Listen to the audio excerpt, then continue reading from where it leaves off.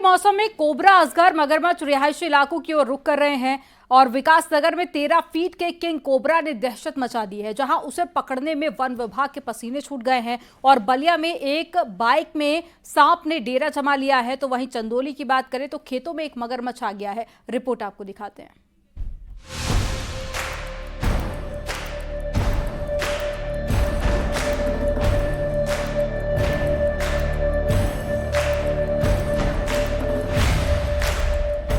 13 feet का विशालकाय king cobra विकास नगर के रिहायशी इलाके में घुस गया, जिसके बाद तो आसपास के लोग दहशत में आ गए।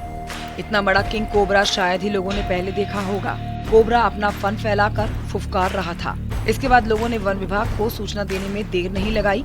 वन विभाग के कर्मचारी अपनी पूरी तैयारी के साथ मौके पर पहुंचे, लेकिन सामने का जो दृश्य देखा उसे देखकर होश उड़ गए।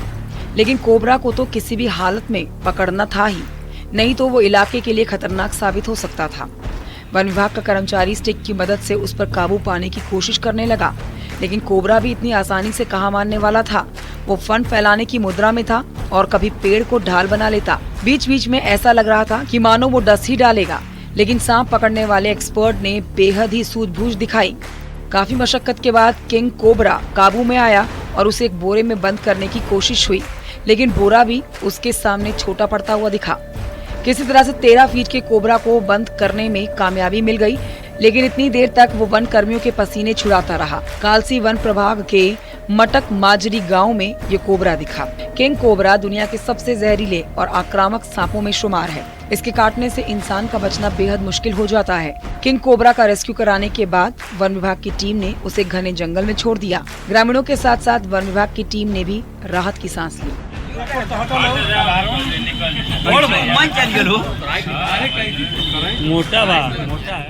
वहीं बलिया में डीएम ऑफिस के बाहर अचानक से हड़कंप मच गया, जब पता चला कि वहां पर खड़ी की गई एक बाइक के अंदर सांप घुस गया है। वहां मौजूद लोगों की नजर पड़ी तो वो चिल्लाने लगे। मौके पर भीड़ जमा हो गई। इसके बाद सांप को बाइक से निकालने की कोशिश शुरू की गई, लेकिन सांप बाइक के अंदर घुस गया। बाइक की सीट को खोला गया, लेकिन सांप वहाँ भी नहीं था। सांप बाइक के हेडलाइट के पास छिपा हुआ था। बाइक के एक एक पार्ट खोले गए और आखिरकार सांप को बाहर निकाला गया। बाइक सवार के मुताबिक वो अपनी बहन को पुलिस भर्ती की परीक्षा दिलाने आया था। उसने अपनी बाइक जिलाधिकारी कार्यालय के बाहर खड़ी कर रखी थी। थोड़ी देर में वो वापस आया और उसने अपनी बाइक में सांप की हलचल महसूस की, जिसके बाद वहाँ पर लोगों की भीड़ जमा हो गई। वहाँ पे क्या है कि बच्चे लोग खेल रहे थे, पानी में सांप था, उधर से आया, उसके बाद आदमी को देखे तो गाड़ी में घुस गए। वहीं चंदौली में डैम से निकलकर एक मगरमच्छ गांव के खेत में पहुंच गया। जैसे ही वहां पर मौजूद किसानों ने उसे देखा, वो दहशत में आ गए। इसके बाद लोगों ने वन विभाग और पुलिस कर्मियों को इसकी सूचना दी। स्थानीय लोगों के मुताबिक पहले भी मगरमच्छ लोगों पर हमले की कोशिश कर चुका है। चकिया कोतवाली के विजयपुरवा की ये घटना है। चकिया क्षेत्र में बारिश के बाद डैम और नदी से निकलकर मगरमच्छ रिहायशी इलाकों की तरफ रुख करने लगते हैं। स्थानीय लोग बारिश के मौसम में वन विभाग से मगरमच्छों की निगरानी की मांग कर रहे हैं, ताकि किसी भी प्रकार की घटना से बचा जा सके। Bureau report, news 18।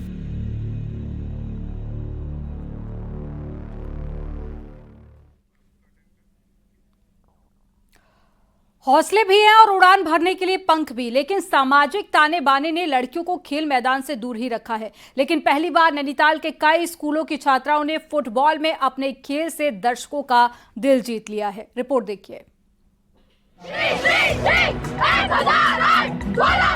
नैनीताल की ये लड़कियां पहली बार फुटबॉल खेलने मैदान में उतरी और जमकर फुटबॉल पर किक भी लगाई।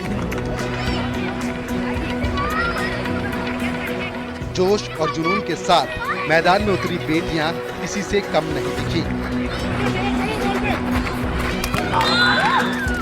और टीम को जीत दिलाने की भूख भी पेशेवर खिलाड़ी जैसे ही दिखी। वहीं मैदान में फुटबॉल खेलने उतरी लड़कियों ने दर्शकों का भी दिल जीता और जमकर तालियां बटोरी। रोडी बजरी के मैदान में पहली बार पहुंची इन बेटियों के हौसले अब बुलंद हैं। एक नैनीताल बहुत अच्छी जगह है टूरिज्म के लिए एंड एंटरटेनमेंट के लिए बहुत अच्छा मौका है सबके लिए, क्योंकि सब इंजॉय करते हैं यहाँ पे आते हैं घूमने। एंड मोस्ट इम्पॉर्टेंट यहाँ के स्कूल्स, यहाँ पे ग्रोथ हो रही है और स्पोर्ट्स सेक्टर में और ज़्यादा ग्रोथ हो रही है।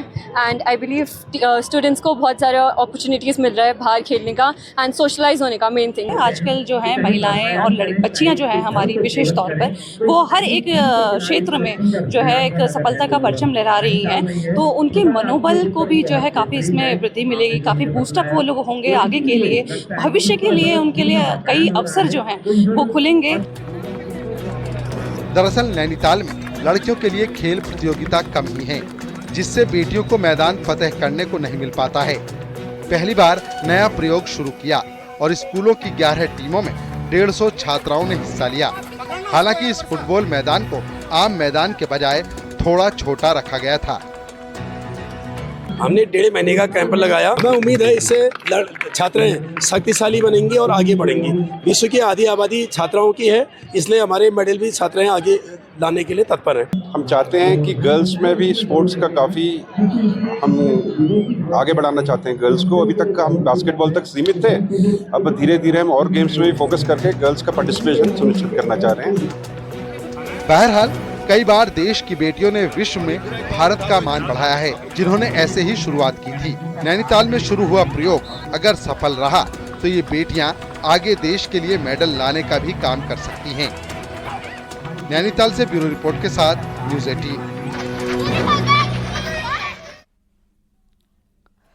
भारतीय पुरातन भाषा संस्कृत ज्यादा से ज्यादा लोगों तक पहुंच पाए और इसमें लिखे श्लोक और साथ ही गूढ़ बातें आम लोगों को समझ आ सके, इसके लिए उत्तराखंड संस्कृत विश्वविद्यालय और साथ ही IIT रुड़की मिलकर काम कर रहे हैं। रिपोर्ट देखिए।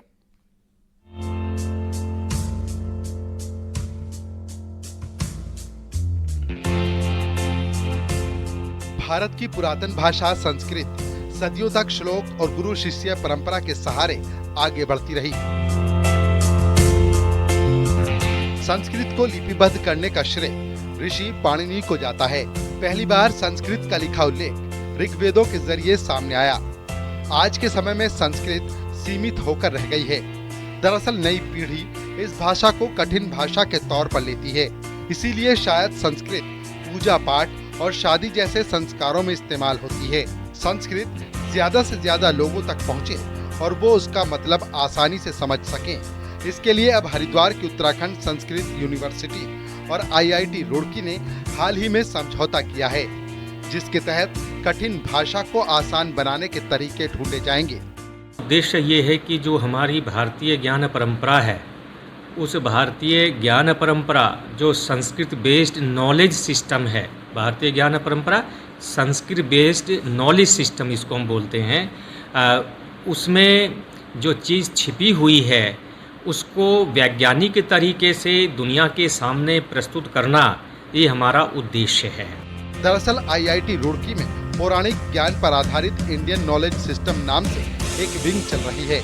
IIT चूंकि इंजीनियरिंग के स्टूडेंट्स का केंद्र है, लिहाजा उनके लिए और उनकी मदद से एक कंप्यूटर सॉफ्टवेयर भी तैयार किया जा रहा है, जो आसानी से संस्कृत को डिकोड करना आसान बनाएगा।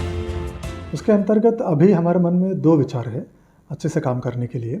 एक तो गूगल में जो ट्रांसलेटर अवेलेबल है संस्कृत से और एक भाषा में या और एक भाषा से संस्कृत में अनुवाद करने के लिए बहुत अच्छा ट्रांसलेटर्स आजकल इंटरनेट में नहीं है।